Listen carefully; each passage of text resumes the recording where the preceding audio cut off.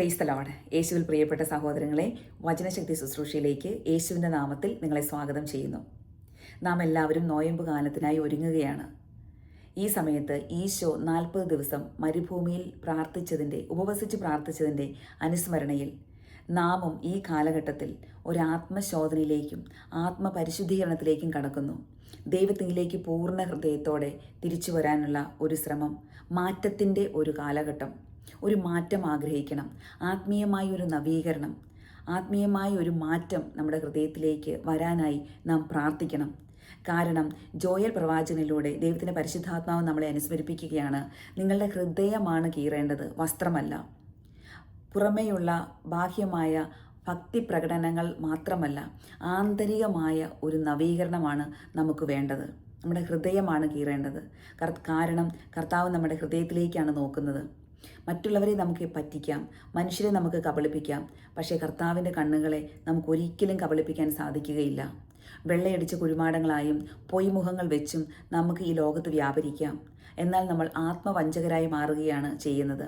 എൻ്റെ പ്രിയപ്പെട്ട സഹോദരങ്ങളെ, ഈ നോയമ്പ് കാലഘട്ടം ദൈവം നമുക്ക് അനുവദിച്ചു തന്നിരിക്കുന്ന സുവർണ അവസരമാണ്, മാറ്റത്തിനുള്ള അവസരം. വിശുദ്ധിയിൽ ജീവിക്കുന്നവർ ഇനിയും വിശുദ്ധിയിൽ ജീവിക്കട്ടെ.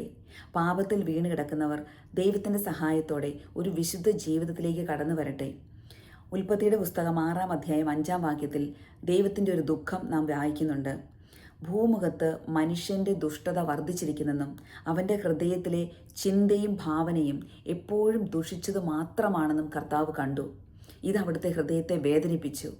നമ്മുടെ ഹൃദയത്തിലെ ചിന്തകളും ഭാവനകളും ദുഷിച്ചതാകുമ്പോൾ അത് കർത്താവിൻ്റെ ഹൃദയത്തെ വേദനിപ്പിക്കും. ആകയാൽ നമുക്ക് ഇന്ന് പ്രാർത്ഥിക്കാം, കർത്താവെ, എൻ്റെ ചിന്തകളെ വിശുദ്ധീകരിക്കണമേ, എൻ്റെ ഭാവനകളെ വിശുദ്ധീകരിക്കണമേ.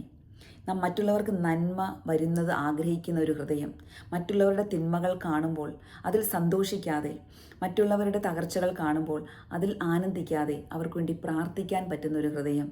അങ്ങനെ എല്ലാ മേഖലകളിലും നമ്മുടെ ചിന്തകൾ, നമ്മുടെ ഭാവനകൾ എല്ലാം വിശുദ്ധിയുള്ളതായി മാറാൻ നമുക്ക് ദൈവത്തോട് പ്രാർത്ഥിക്കാം. ഈ ഒരു മേഖലയിൽ പരിശുദ്ധാത്മാവിൻ്റെ സഹായത്തോടെ പൂർണ്ണ വിശുദ്ധിയുള്ളവരായി മാറാം. ഇതിനായി നമ്മളെ ദൈവം സഹായിക്കട്ടെ. ഈ നോയമ്പ് കാലഘട്ടത്തിൽ പ്രാർത്ഥനയിലൂടെയും ഉപവാസത്തിലൂടെയും ദാനധർമ്മത്തിലൂടെയും എല്ലാം സഭയോട് ചേർന്ന് നിന്നുകൊണ്ട് കൂടുതൽ വിശുദ്ധിയിൽ വളരാൻ നമുക്ക് പരിശ്രമിക്കാം.